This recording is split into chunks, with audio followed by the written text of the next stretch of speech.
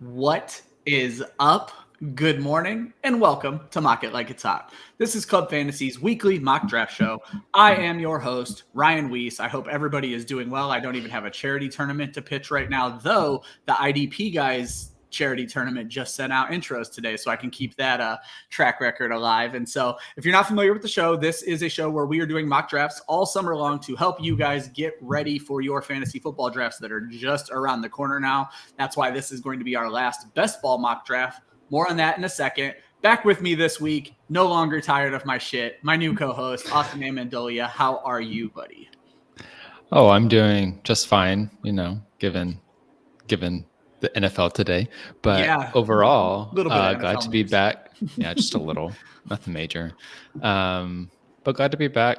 Vacation was nice and restful, very long, and yeah, ready to do this mock draft. Yeah, glad to have you back. Not that my buddy Dan filled in for you last week. He is a childhood friend of mine who actually plays in fantasy leagues with me. He did a fantastic job. But Austin, you have actually asked me to do another best ball mock draft, which is part of the reason we picked this week. And we could not have picked a better guest because you get two of my co-hosts for the price of one. If you followed us during the season at all, you know that Kira and I every Sunday do a DFS show, DFS and Chill, Kira's brainchild, trying to say too many words at one time. But if you are just now figuring it out, our guest is Kira Wojtrowski of originally Club Fantasy, but now she is a worldwide talent. Kira, how are you, friend?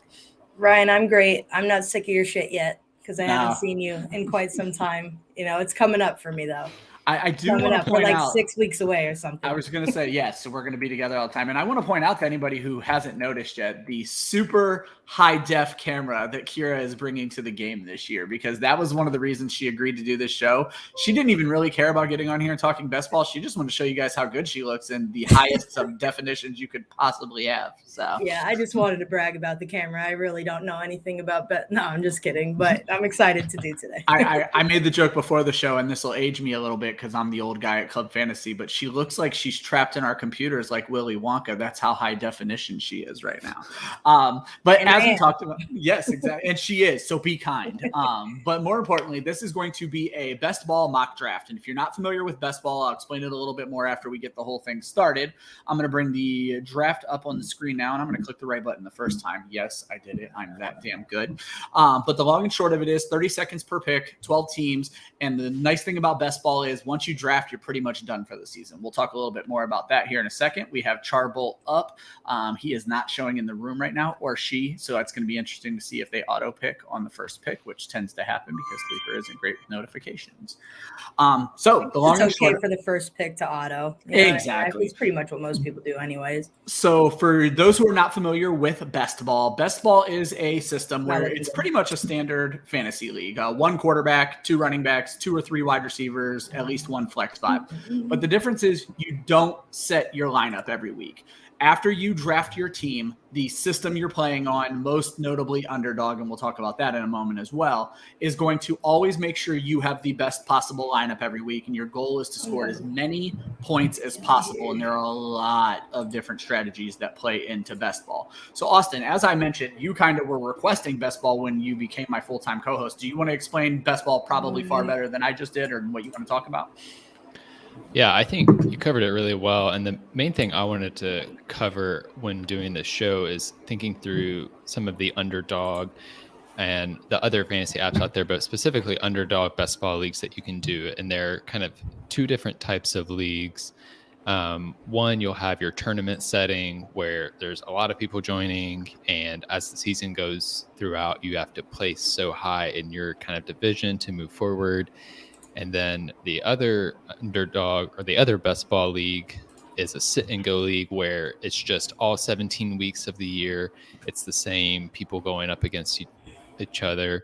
And so that becomes more about, getting the overall max score throughout the season. Yeah. But the tournament setting, there's a little bit of a DFS element that comes up towards the end of the year because, for example, the Underdog tournaments, the week 17 matchup, that's the finale. So if you make it to the final, it then just becomes pure DFS lineup and you want to just max out your points. And so there's some strategic drafting you can do to kind of optimize for that, which that's my goal today. And I'm not going to tell you how I'm doing that because I want to make it happen, and I'll talk about it later. But that's why I was interested in it today, is just because of that. Those two different types of best ball leagues that you get on Underdog, FanDuel, DraftKings. There you go. And you are up picking right now. Kira is going to be right back with us in a second. She was having some trouble with her audio. I'm actually going to kick her back into the stream right now. And Hope, Kira, can you hear us? Oh, yeah, now I can. There All right, we're good. We never should have joked about those technical difficulties because that's on you. You got back in before I could make the joke again, where I was going to say, if you've ever seen Kira and I do a show together, technical difficulties are par for the course. For fans of Kira's dog, Benson, he is not going to be making a surprise knock the camera over appearance today. So we should be good there, and hopefully this is the last of it. So, Kira, I know you said, and I think this is really good, because when I think Underdog, I do think best ball, and FanDuel and DraftKings got into the game late, but you say when you play best ball, you typically play on DraftKings. So I guess, do you have like a strategy? Do you max out contests? Does DraftKings run big contests like Underdog does? How is best ball on DraftKings in general? Yeah, best ball on DraftKings. I mean, there's unlimited entries. There's a bunch of cheapies. You can play for $3, $4, I think $3, $4, $5, and then of course there's much more expensive tournaments that you can get into. It still keeps the same like scoring format where it's like the full PPR, the bonus points, and everything. I honestly have never drafted on Underdog yet this season. Do they offer bonus points? I know I should have checked this out. No, Underdog is a straight scoring half-point PPR. No, not at all. This is, and you know what? You said my bad, but this is something I want to talk about with the show in general. And Kira, you are up to pick right now. The whole point of this show is not, I'm glad our drafters are typically a bunch of analysts in the industry, but what I want this show to do is really help folks who aren't really big into Underdog and into the industry, and basically let them get their feet wet and understand how these things work, because you're never going to relieve your stress until you at least give it a try. So Kira hits a really good point. Know the league settings. I had no idea on DraftKings they do bonuses. With Underdog, it is a very straightforward 0.5 PPR setting. So you want to know your league settings when you get in, because it could very much change your draft strategy. And so that's why I kind of asked the question about DraftKings, because I'm only familiar with Underdog. So since we've talked about Underdog enough, and I want to be very clear, they're not a sponsor. We should probably get on that because we talk about them so damn much. But Underdog runs a Best Ball Mania, where it is a $25 entry, but the best record, the most points at the end of the season is going to get $1 million. And then the most points at the end of the playoffs, when they do their little playoff contest, which Austin mentioned earlier, almost becomes a DFS type thing towards the end, is going to get a $2 million grand prize. And so it's such a big prize pool. I wanted to make sure we did mock drafts, and I have some entries in, and I'm certain these guys will when it's all said and done as well. So make sure you're checking out Underdog. Eventually we'll get an affiliate link so we can, get paid for sending you guys over there. But it's a very cool little system. But Kira, don't ever apologize for making these small mistakes, because that's what this show is all about. We want to help people avoid these mistakes in the future. So rule 1, know your league settings. And as I mentioned, this draft is going to be treated much like Underdog. You're going to fill 18 roster spots. And it's a 0.5 PPR. Now, what changes when it comes to Underdog, where you're saying, why isn't this just like any other league, or I guess most best ball, is you're going to have to draft multiple quarterbacks and multiple tight ends, because there are no waivers, there are no transactions during the season. So Austin, I know you don't want to give away your draft strategy because you want to see how it's going to play out, but can you talk a little bit to that fact of you're going to draft more players at the onesie positions, if you will, than you normally would for someone just getting into best ball? Yeah, and for me, a general rule that I use when looking at the quarterback tight end position is 4 to 6 players between the two positions. And so that could be 2 quarterbacks, 2 tight ends, could be 2 quarterbacks, 3 tight ends, but I kind of try and stick in that range and not go over 3 quarterbacks or 3 tight ends. And that really depends on who I have, right? So far I've drafted Patrick Mahomes as my first quarterback. Because of that, I am most likely going a 2 quarterback strategy, because it's Patrick Mahomes. Like, I don't need to have a terrible backup quarterback when I have Patrick Mahomes as my starting quarterback, and I can rock with just another quarterback. Similarly with tight end, I drafted Travis Kelce with the first pick. I'm probably only going to do 2 tight ends then, because I have the best tight end in fantasy football. There's a lot of people we see punting right now on quarterback and tight end. If I'm in that position, I'll then maybe head towards 3 players. But with this setup, I'm most likely only going to get 2 tight ends and 2 quarterbacks. And that's one thing that it brings up is you have to pay attention to bye weeks. Normally in a redraft league, I tell people do not worry about bye weeks. Your roster, by the time bye weeks start to roll around, week 7, 8, 9, things like that, your roster is not going to look anything like what it did at the draft. You're going to make trades. You're going to do waivers. Don't worry about bye weeks at your draft. But in best ball, again, there is no transactions after the draft. But one other big element of best ball, and this is something I feel like I always forget to mention during the best ball shows, Kira, and it's such a big part of DFS as well, is stacking. So in a best ball draft, when you're playing, do you go in specifically looking for stacks, or do you let the draft just fall to you? I know you're about to make a pick, but for those who are not aware of what stacking is, it is when you are going to have a quarterback and a player who benefits from that quarterback on the same team, be it their top wide receiver, be it a receiving running back. There are different types of stacks, but here is stacking something you're looking to do in best ball the way you would in DFS? Yeah, it's almost like best ball could remind me of like tournament DFS style in a way. You know what I mean?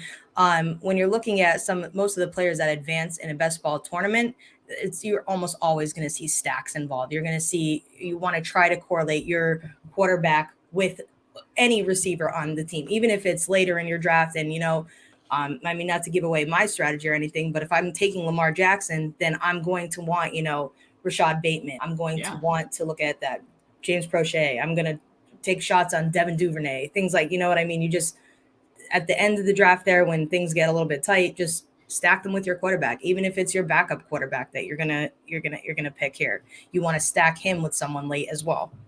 Is there a limit, Kira, with it being larger rosters, 18-man rosters? Is there some where, like, let's just use the Lamar Jackson analogy. So you drafted Lamar Jackson, you were able to land Rashad Bateman in the 5th round. As you get into the double-digit rounds, Devin Duvernay and James Prochet are there. Would you grab Duvernay in the 13th and then grab Prochet in the 18th and have 3 wide receivers tied to this one quarterback, or is that too many eggs in one basket? You can. You just have to read your draft board. If someone else makes sense there, then you go for it. But I don't have anything against double, triple stacking. You never know who's going to go off those weeks. So, and we're also very unsure about the wide receiver 2 position in general over in Baltimore. So yeah. And that's interesting because, Austin, you drafted Patrick Mahomes, and I actually want to just have you answer the same question because, again, I don't think we've spent enough time talking about stacking in these shows. And so when you have these, ambiguous wide receiver situations like Baltimore and like Kansas City, Austin, is that something where grabbing multiple is the better idea or staying away from it is the better idea, in your opinion? It's really hard to say. I think I will tend to lean more towards grabbing multiple and playing the odds and thinking, who do I see most likely has the ceiling of those receivers? Because that's the thing about best ball too. You're playing more for the ceiling play than the floor play. And so you don't care if Mecole Hardman gets no targets in weeks 2 through 4, if then he gets 15 targets in week 5 and get you 50 points. Like, that's what you want. That's what you're aiming for, is that upside. And so I'm willing, particularly in the later rounds, to get a third. I tend to stay away from a 4th receiver, but sometimes I'll go there. But I'll definitely be willing to get a 3rd receiver for the same quarterback, especially too if it's just like, if it's a quarterback like Patrick Mahomes, he can feed 3 receivers in a game. He's been known to pass for 400 yards and 5 touchdowns in a game. Like, that is a possible option for him. And so having access to all of his receivers is not a bad option. Yeah, we cared about Byron Pringle because of Patrick Mahomes. So there's a lot that could go on there. I do want to bring up, what a great time to talk about stacking. Someone who is in the draft with us and in the chat, Chris Hines, said he wanted the Philly cheese stack. And so way more importantly here, I know for a fact that Kira, huge Philadelphia Eagles fan. Let's talk about the team that Optimus Hine has started off with here. He basically has filled his starting lineup outside of tight end, and you kind of have to make that decision. So 2 running backs who are coming off of injury but have been the top of the mountain when it comes to running backs. And then wide receivers in a very interesting spot, including the Jalen Hurts stack. So he has Derrick Henry, Saquon Barkley, A.J. Brown, Terry McLaurin, Allen Robinson, and then fulfilled the Philly cheese stack with Jalen Hurts. So, Kira, what are your thoughts kind of on his team? He's about 5 or 6 spots away from you. So is he an Eagles fan? Probably. So my thing about, obviously I'm excited to see that just because of being an Eagles fan, but I'm going to be honest, I'm not all that crazy about it because I don't think that Jalen Hurts is going to produce where you need to I feel like Jalen Hurts is good as a one-off, doesn't necessarily need to be a stacking kind of quarterback, just because I don't know that he's going to be able to support a ton of players. You know what I mean? I don't think that he has that in him. I think, the Justin Herberts of the world have that, Patrick Mahomes, obviously Josh Allen, players like that. I think they have the ability to do that. Tom Brady, Matthew Stafford, Jalen Hurts, I don't mind as just a one-off and not necessarily have to stack him with other players. Yeah. It kind of goes back, Austin, to something we've talked about on this show quite a bit. It's the rushing quarterback versus the pocket passer. And the rushing quarterback obviously provides insane fantasy upside because of the extra points you get for the rushing yards, 10 yards per point versus 25 while passing. But stacking with a rushing quarterback sort of becomes a little bit more dangerous because they could be just stealing the red zone touches for their own touchdowns. Is that something you feel that way as well? Yeah, I definitely feel similarly. And it really depends on the type of rushing quarterback. I think Jalen Hurts is a great example where he tends to be more of a weapon on the ground than through the air. I think Trey Lance might be an example of this. Like, it's kind of yet to be seen how he's going to be as a passer. And so stacking with him makes me a little bit nervous. And then Justin Fields also is another quarterback that makes me nervous to stack with. And that's more because the offensive line and the pass blocking ability there than anything about Justin Fields specifically. But I definitely am a little bit more cautious when coming to those rushing quarterbacks, but the passing quarterbacks tend to be the great stacking options within this format. And this question is going to be for both of you. I'll start with Kira. And one thing I just want to draw people's attention to if they don't play a lot of best ball is we are at 12 quarterbacks as round 7 comes to an end. So quarterbacks tend to go much earlier because it's such, everybody's drafting at least 2 and there are a finite amount of starting quarterbacks. So you guys have kind of approached it differently. I don't want you to dig too much into your own teams because we're saving that for the end of the show. But Austin, do you fully intend on getting 2 quarterbacks early every round, or was Russell Wilson such a value? And Kira, you went and grabbed Lamar Jackson, who we'd already talked about a little bit, and we may talk about stacks later. And I guess we don't want to get too much into it. Do you have another quarterback in mind, like early? So let's start with you, Austin. Was 2 quarterbacks before the 7th round always in your cards when it comes to best ball, or is it just the way the draft fell specifically with Russell Wilson? Yeah, it's not always in the cards for me. There are 2 reasons that I like to do it. One, we've talked about this before. When you draft 2 quarterbacks early in a best ball draft, it can shift how the board then comes after that because people see that you have taken 2 of the top tier quarterbacks and they start to feel that they need to get their quarterback immediately. And so then it actually helps some of the other positions fall back to you when it comes to your turn. The other reason that I will go 2 quarterbacks is if I'm looking for a specific correlation between 2 quarterbacks. And I'm going to talk about that later because that's what I did here is I was purposefully trying to go for Mahomes and Wilson in my lineup. Perfect. And then Kira, you are bookended. Well, not really bookended, but you are right next to Alex Mateo, who is the only person in this draft to not take a quarterback yet. So with you sitting there with a single quarterback, do you pay attention to the people who are drafting around you to see if maybe quarterbacks are going to fall a little bit later for you? And then do you kind of pull the trigger a pick early if you don't think it'll make it around on the back end? So when it comes to quarterback, I almost have a dead set plan in my head every single time, and the draft board doesn't really reflect for me. I definitely want to grab an elite quarterback fairly early, just because they're going to give you those boom weeks, and that's something that I'm looking for. What I like to do is later in the draft, I want to find those upside quarterbacks, maybe those guys, in year 2 or 3. Ooh, hold on 1 second. Yes, absolutely. And then one thing I like to try to make sure we talk about every team a little bit during the show. We'll probably be skipping Charbold. I don't think he ever made it into the draft. So we will try to comment on a few of your teams as we move on. Keep going there, Kira. So I like to try to find some upside quarterbacks towards the end because, when you only have 1 starting quarterback, this isn't a super flex. So most of the weeks, Lamar Jackson's going to give us more points than, if I were to take pretty much anybody else right yeah. now. You know, don't say any names. Yeah, but you're also, by taking that quarterback earlier, that second quarterback, you're willing to risk giving up talent at the other positions that you need to fill.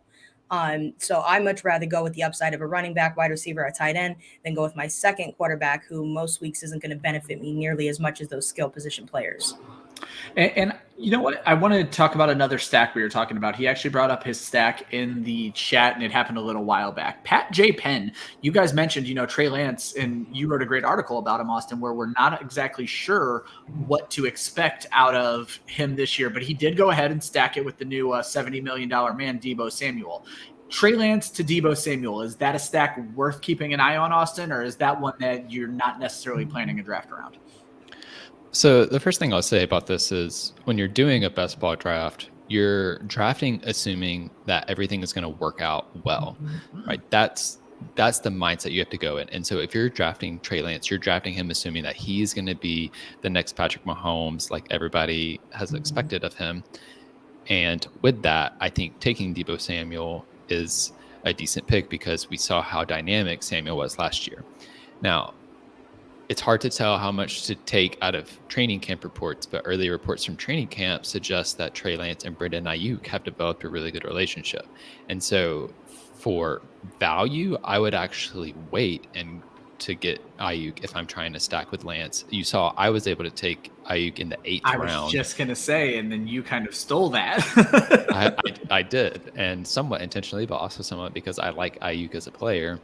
And so instead of going for Deebo Samuel there, you could maybe get an Aaron Jones or a Javonte Williams or a different running back that has some of that upside and then get a stack later on. Or you could take, maybe this might be a little bit of a reach on Kittle, but if you set yourself up decently with your lineup and are getting that receiver position later, you can get Kittle and have the stack with a tight end position. Now, Kira, I want to look at your team, not necessarily your team, but the team you're drafting right next to as well, because you guys have basically built a very similar modeled team. And we haven't played, honestly, in many, if any, redraft leagues together, but I would have swore you are a person who likes to fill up on running backs early.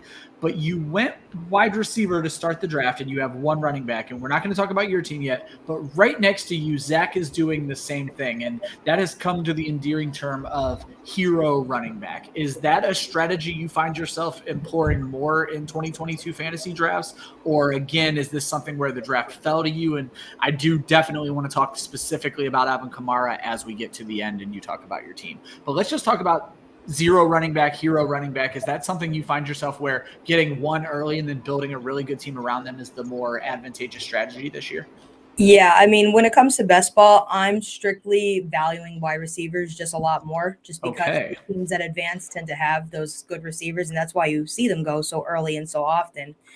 So what I like to do is I like to get in the first 2 rounds, I like to get a staple running back. Just because I feel like that's when running backs are the safest within those first 2 rounds. I'm going to pick a guy that I think is going to, not let me down on a weekly basis. Okay. And I'm going to build around him with elite wide receivers. And then I'm going to wait a pretty darn long time because I don't want to fall into that running back dead zone or anything. I think that because all the wide receivers are going early, it pushes decent running backs on pretty late.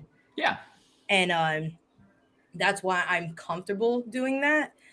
Just because, like that team that's autoing right now, I would be in shambles if that was if that was my team. The auto draft has not done them any favors. Yeah, I mean, in redraft and stuff like that, in Dynasty, I might do things differently, but in a best ball tournament, I'm valuing wide receivers heavily.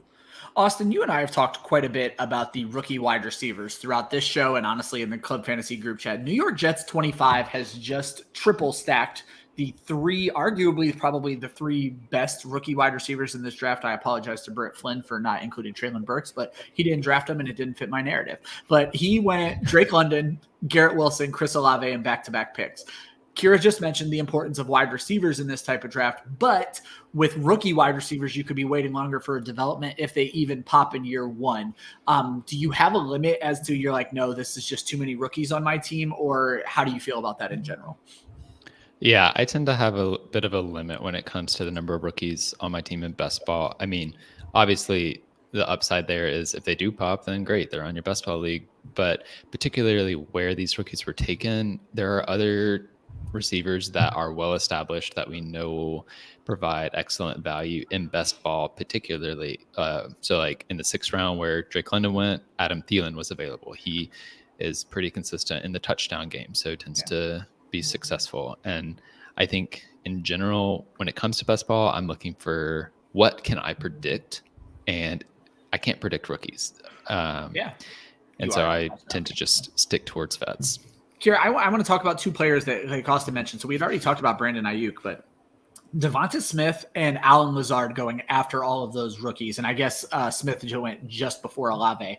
You're an Eagles fan. Obviously, A.J. Brown is there now, but Devonta Smith was a pretty solid rookie wide receiver going into this 2nd year as a pro with Jalen Hurts. And more importantly, they've been together for quite a long time. There's chemistry there. So Smith falling all the way to the 8th round to our buddy Joe Pepe. How do you feel about these rookie wide receivers going ahead of Devonta Smith in drafts in general?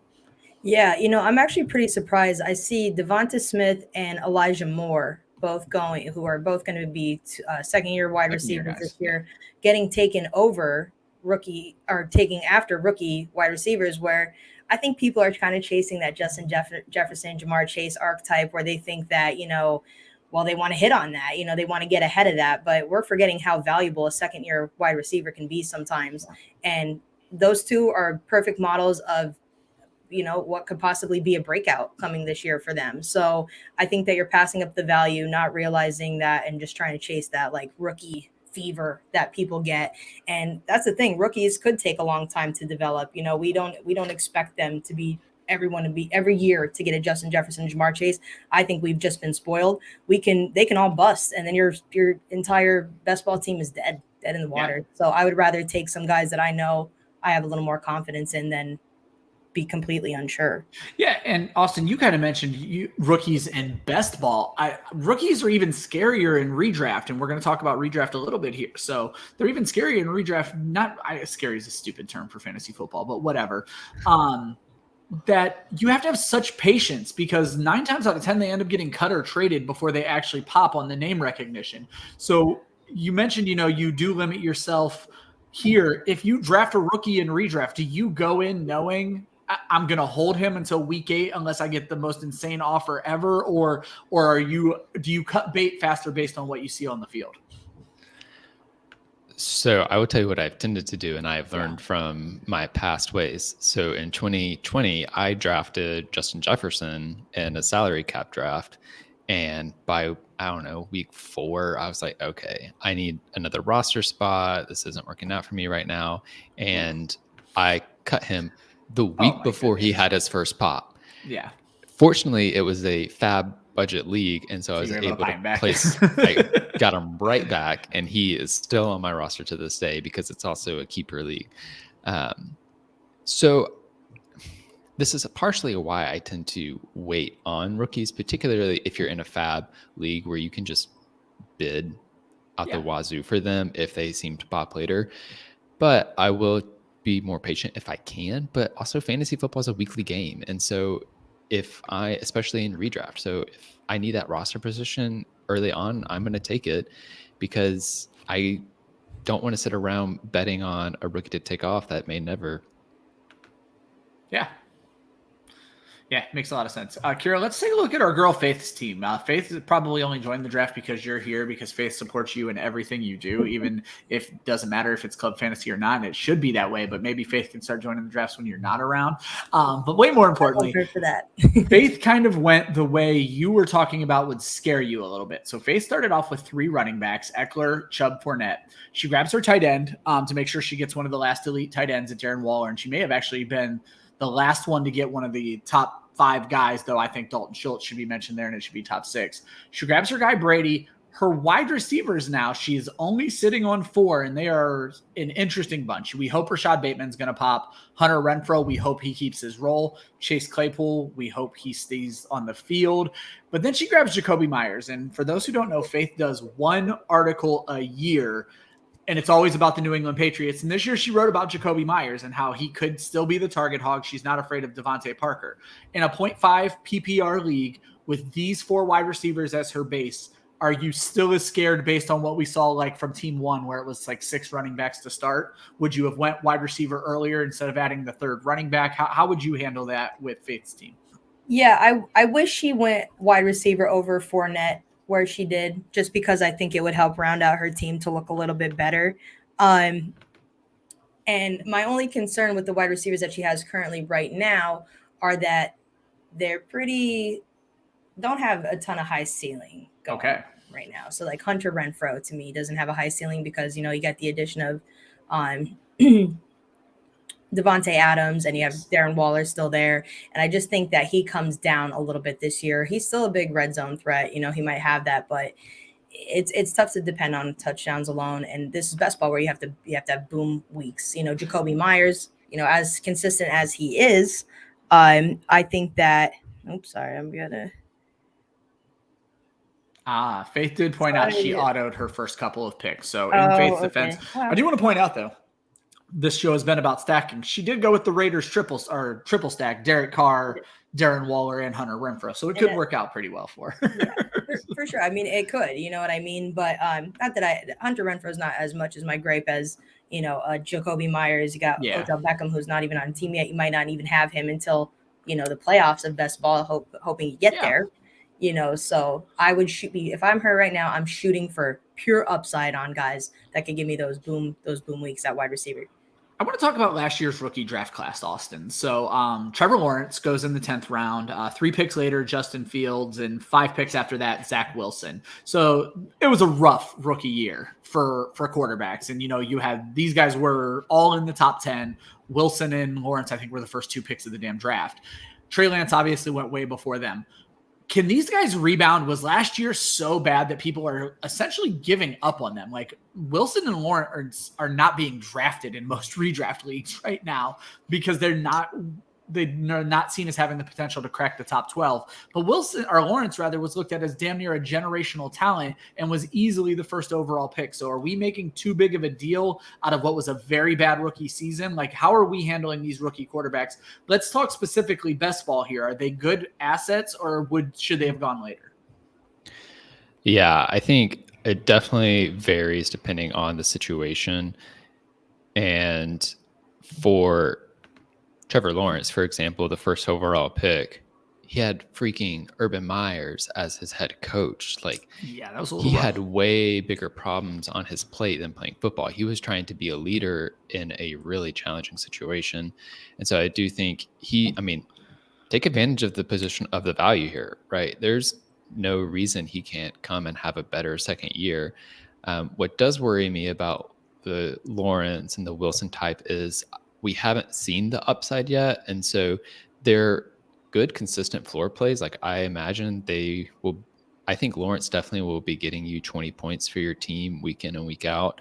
And then I can see Wilson's a little bit like, that's more of a shaky situation to me because I don't have a full vision for how they built the roster around Wilson as much this year. Whereas Lawrence, look, we can make fun of the Christian Kirk contract and it was kind of a wild contract, but they invested in talent around Trevor Lawrence to give him people to throw to. Justin Fields, I'm worried about because they barely built around him. And so he does have the rushing upside that could help provide you a safe floor. So I like having him, especially as my second quarterback. But the roster construction overall for the Chicago Bears is a little bit shaky. Yeah. A lot shaky. Honestly, quite a bit. In terms of like my safest bet from last year's rookie class, it's Mac Jones. Like people continue to be down on Mac Jones and I get it. He's not flashy, but he was the best fantasy quarterback of all of the rookie class last year. And apart from the fact that they don't have an offensive coordinator right now, like I don't see any reason why he won't continue to be successful as like a solid 15 to 20 points a week with maybe a little bit more upside than that. Yeah, Kira, I want you to just keep talking about the rookie quarterbacks as well. I find it such an interesting storyline heading into this year. So the more opinions, the better. So do you have the same thoughts where, that they're presenting value because there were a lot of bad circumstances, or are any of these guys you're just completely done with? So my thing is with Mac Jones, I think that his ceiling is so low that I don't care for him at all. And almost any of my drafts. I don't mean to say anything. I know he had a fantastic rookie year. I get that. But at the same time, I think the upside with a Zach Wilson, a Justin Fields, and Trevor Lawrence is so high that I much rather shoot my shot in a best ball tournament, taking my chances on them. I mean, I think Zach Wilson has been set up great. They gave him what could be an elite running back. They gave him one of the arguably the best wide receiver in the draft. You have Elijah Moore. They've beefed up their offensive line. I think. Sorry, hold on. I don't mean to do absolutely. this. You're good. No, but this is exactly. They still have Corey Davis too, right? And Corey Davis. I mean, let's not forget about Corey Davis, who also, he provides sometimes. You know what I mean? But that's not a bad wide. That's not a bad wide receiver core. Well, what I find interesting, awful at one point, they've really built it back. So I think that they're giving him. They're trying to figure out right now, like, hey, what do we have in Zach Wilson? So he has a big arm. He could use his legs. He has potential. He just needs to put it together. And, we can't go off of last year. And same thing with Trevor Lawrence. Like, yeah, he had a terrible rookie season, but everything around him, his whole entire environment was terrible. His team was terrible. I think that he's going to take a major step forward. I don't think that you could have like what looked like to be a generational talent in him and not see that come to fruition. He had some really bad games last year, some terrible interceptions, but, I've watched a bit of film on him and you could see throughout the season, he did start to pick up on reads better. The mistakes he were making were not always his fault. His receivers weren't getting open. They were dropping catches constantly. Yeah. So I think that, with Doug Peterson being there, I think that he could put himself together a good enough team to have Lawrence have a bounce back for sure. And one thing I find interesting about Corey Davis is if you remember when Corey Davis went to the Jets, the narrative was he's never going to succeed as a number one. He needs to be a number two. Now he's likely to be a number two, and he is just forgotten. And we've seen him as a successful wide receiver, as a number two in what it wasn't a fantastic offense. It was a Derrick Henry-led offense. It's not like they were throwing the ball 1,000 times. So this is a team that is likely to run the ball more, but Corey Davis is not going to see number one coverage. Garrett Wilson or Elijah Moore is going to see number one coverage. Corey Davis, if they run 3 wide receiver sets and he gets on the field, there's a chance he's seeing number 3 coverage, and that could be really good. And there you go with Pat J. Penn grabbing him right now. So. Someone made a joke. I was listening to a podcast or something about how maybe Zach Wilson could have a leap like Joe Burrow, bringing over CJ Uzomah, bringing over some luck because he got him his wide receivers and maybe he could change. Not that that's realistic to happen, but I mean, you never know. The Bengals went from being a god-awful team that was literally a joke to being Super Bowl contenders. I mean, any given Sunday, any given year, you never know what could happen. So absolutely. So Kira, we're finishing up the draft here, and there was a name that I wasn't going to say out loud, and I don't think he went unless I'm just absolutely missing it. You guys have talked about these rookies for a little while now. No love for Davis Mills in a 1-year league. I feel like Davis Mills is being wildly disrespected on a team that should throw the ball a ton and has Brandon Cooks to throw the ball to. And Kira, you just took Brevin Jordan. No love for Davis Mills? I mean, they should be a little bit more love. I think there should be more love for Davis Mills than maybe Mariota and Baker. Yeah, exactly. I mean, and that's kind of what I was thinking too. And Austin, you mentioned, Mac Jones was the best rookie quarterback, but for a period there, Davis Mills was outperforming Zach Wilson, Trevor Lawrence, and Justin Fields combined because he just had the opportunity. Yeah, no, I definitely appreciate Davis Mills, and I'm surprised he didn't go. It's particularly because we had Jared Goff, Marcus Mariota go, and not Davis Mills. I mean, it's also like when you're playing in these best ball leagues, you're playing with a range of fantasy players from the most casual to the most invested, and getting a name like Davis Mills, I had my home league draft yesterday, and I put Davis Mills up as a nomination for the salary cap draft, and got him from in. Literally like 3 people in my league went, who is that? Like, there's an advantage in just the lack of name recognition there. Yeah, it could also just be the Texans organization in general. Like, people don't want players on bad teams, but sometimes it's not always necessarily a case where they're not going to score you points. You know what I mean? Somebody's gonna get fantasy points on those teams. You know what I mean? Davis Mills is the man behind it. So having Brandon Cooks, Brevin Jordan another year, I think that he's going to do well. I also like his back end of the season schedule as well. That's why I kind of like him there. But yeah, I mean, I'm surprised that people don't know who he is. That's surprising. I mean, we're so enveloped in fantasy football all year long that like we don't miss a beat on stuff like that. But maybe the casual fan really doesn't know who Davis Mills is or remembers him. That's such a good thing to bring up. And I do want to defend Dynasty Santa here. He had Pitts. He was looking for the stack, so he was going with the previous strategy there. So no complaints there whatsoever. I totally get it. Before I jump into letting you guys talk about your teams, we have to talk about the elephant in the room. Our buddy Kevin over on the end drafted a very good team, as he always does. Kevin is a writer for Football Guys and also does the Devi Royale, I believe is the name of his podcast. Definitely worth checking out if you're into college football. But way more importantly, and it was an auto draft, I paid attention, so I don't know if he would have taken him otherwise. I don't know Kevin's opinion. But Deshaun Watson, it was announced today, was suspended for 6 games. We at Club Fantasy, I think I can speak for everyone at Club Fantasy, support women in sports, and we are pretty well disgusted by the allegations that go with Deshaun Watson.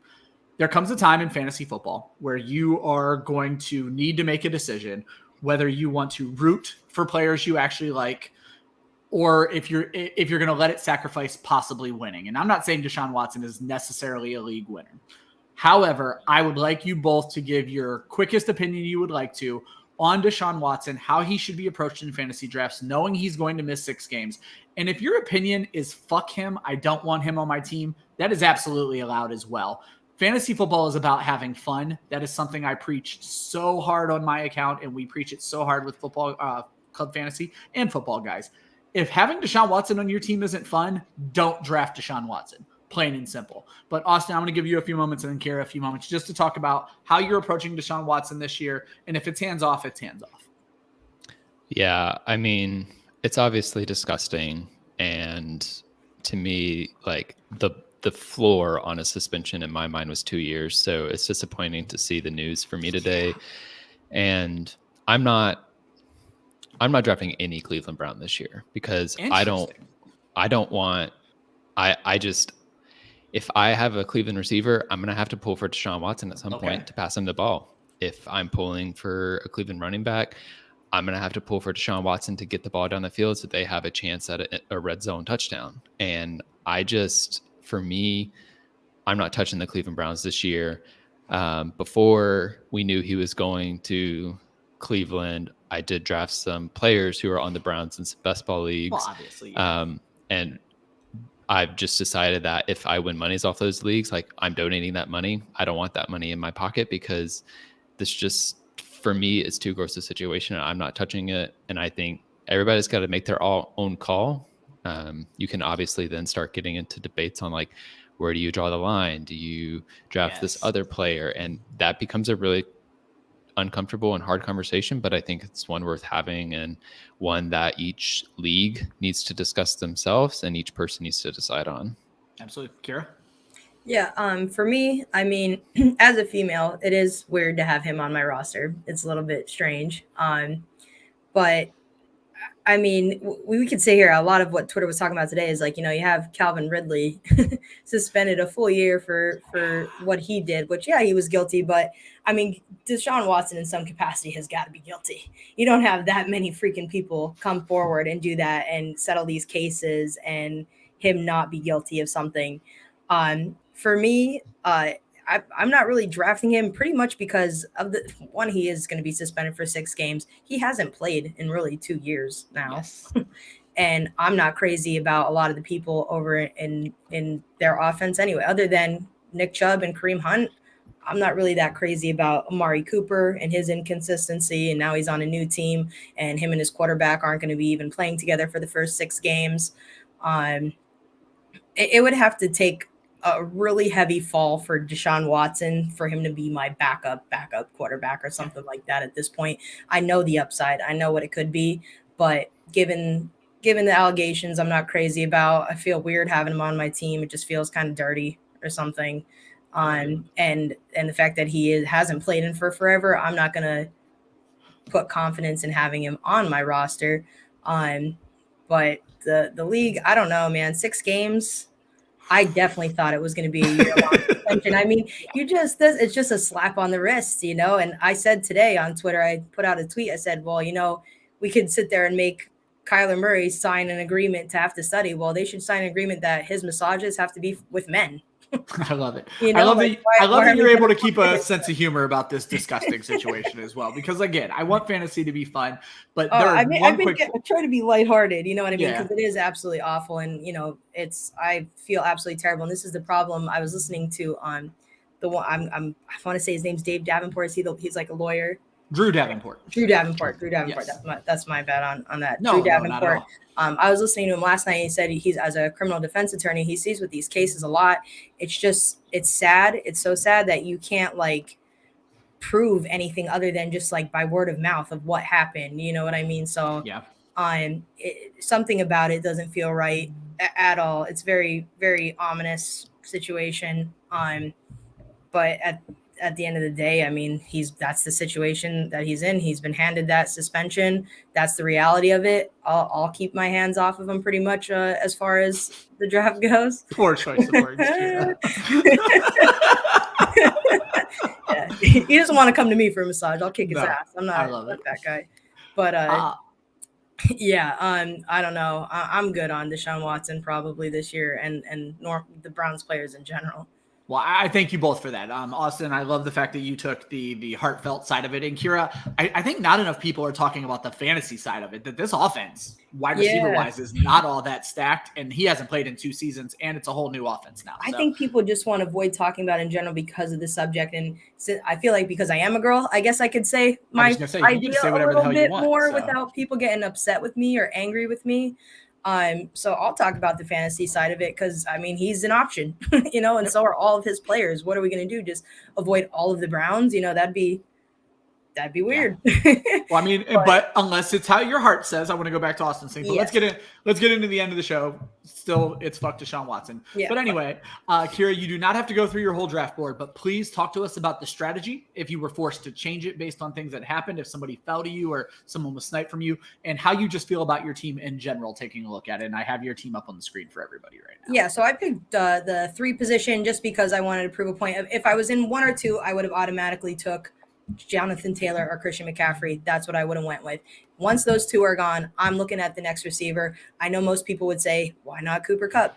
I'm just basically going off of, I like the idea of on the new coach over there for the Vikings. I think their offense is going to take a step forward. Justin Jefferson, he had, the confidence to say that he's better than Cooper Kupp. It's hard to repeat as a wide receiver 1. So I'm just taking my chances there thinking that Justin Jefferson's going to be this year's wide receiver 1. Next round, I wanted to get an elite running back. So I took Alvin Kamara. I don't think that from the things that I've heard, I don't think he's getting suspended this year or his situation's not going to be handled this year. So I'm taking the value on him being uncertain right now. And I'm just going to go there. I'm not going to go through everybody, but I do want to explain the first couple. Keenan Allen. I just wanted a piece of that Chargers offense. No doubt about it. They're going to be their division. They're going to see themselves in a lot of shootouts, a lot of high scoring games, a lot of high over unders. So definitely wanted my hand in there with Keenan Allen. Lamar Jackson. Again, I need an elite quarterback. I think he's going to be fantastic. He's looking to get paid this year. I think he has a lot to prove given all the things that they've been talking about this year with him. So I think he's going to have a great season. Jerry Jeudy, just another situation where I wanted to get my hand in that division, really. So I think that Jerry Jeudy comes at a cheap price, and I expect him to be the leading receiver over there in Denver. Yeah. Darnell Mooney, I grabbed him there because I had all intentions of drafting Justin Fields as my second quarterback. So that's where I wanted to see my stack. And then Juju, I think that he's going to do well out of the slot. You have a lot of guys who could just step up and be number 1s that kind of fell to you pretty well in the draft. I love to target guys that have the potential upside of being the wide receiver 1 on their team, especially in those little bit middle rounds there where there's just so much ambiguity that we're just not sure. And then I had to get my second running back, and I went with Devin Singletary. And that's because, he's playing with the Bills, and a lot of the games they're going to be leading. I think that he's going to be able to eat just because, hopefully Josh Allen doesn't keep taking touchdowns away from him, but that's where the value was there.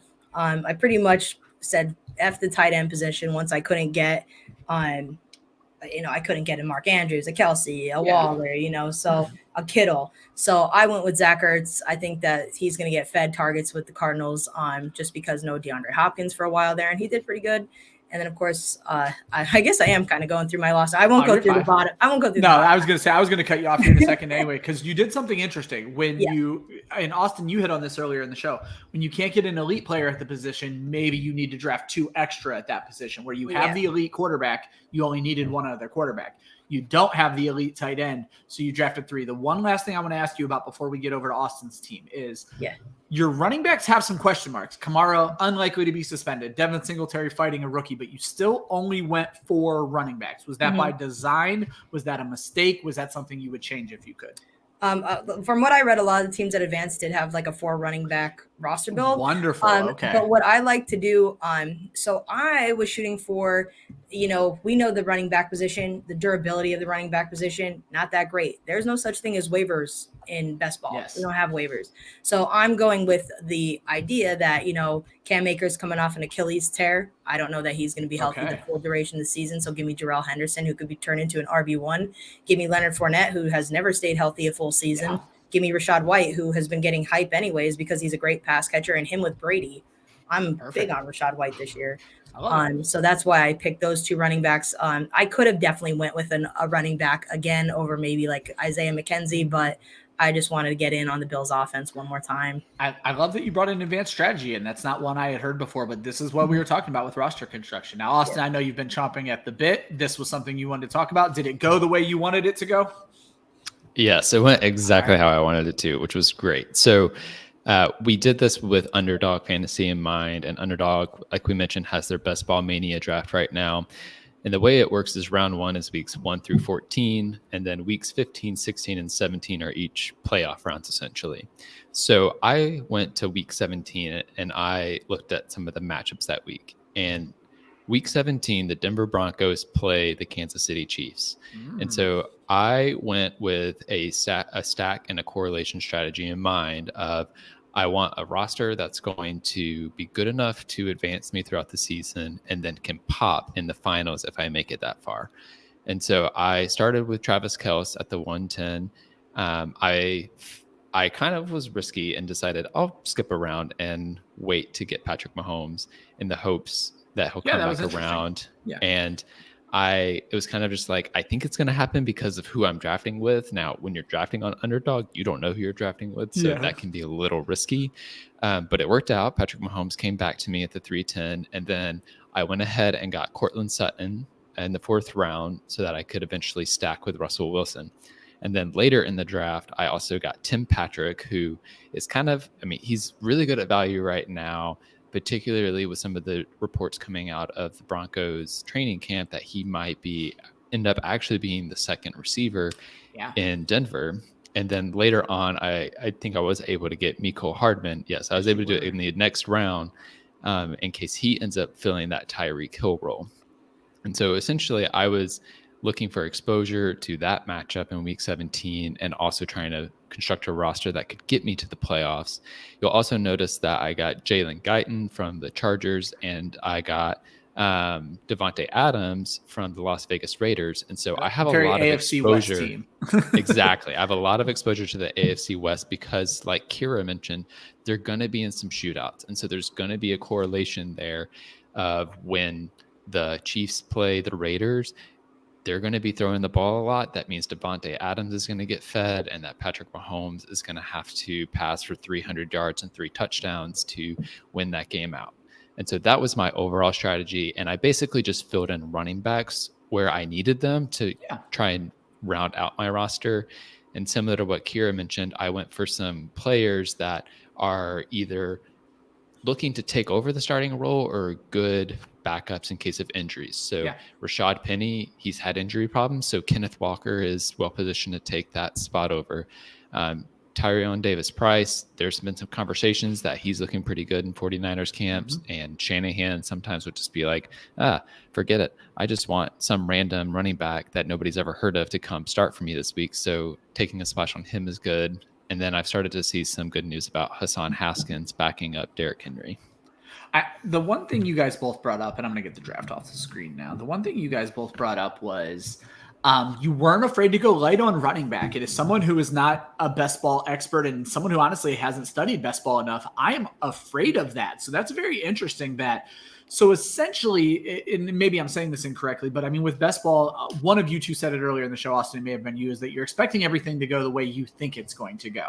So what you're basically saying is if two of these running backs get hurt, that roster's done and I'm on to the next one. Is that a pretty fair assessment for you guys? I see you both shaking your head. Yes. Yeah. I mean, with best ball, you're probably not just having, one lineup team and praying, I mean, especially those cheap ones you could enter for $5, $3, $4. Exactly. You may as well make yourself multiple lineups, because just like a DFS, that's the thing about best ball. It's pretty similar to DFS, like a tournament. You want to, pay attention to not having too many of one player on all your best ball teams. Divvy that stuff up, you know what I mean? Because if that one player gets hurt, then all your best ball teams are killed, and also pay attention to the way that the tournament goes. So you want to make it through the regular season, but then the next round that you're going to have to get into is the fantasy football playoffs. So start paying attention to those last couple weeks of players you might want to have in the games that they're playing, and try to link up those matchups, especially later in the draft when you're looking at players and you're trying to decide between a couple guys. Go for those ones with upsides in those late in the game, because that's how you're going to advance in the tournament. If you have terrible week 17 matchups, you're just going to get killed and forget the $1 million.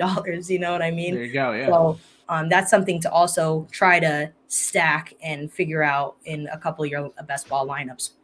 Yep. For my oops of the draft, I am going to pick on somebody this week. I've been having fun with the oops of the draft lately, but I'm just going to throw it back up here real quick.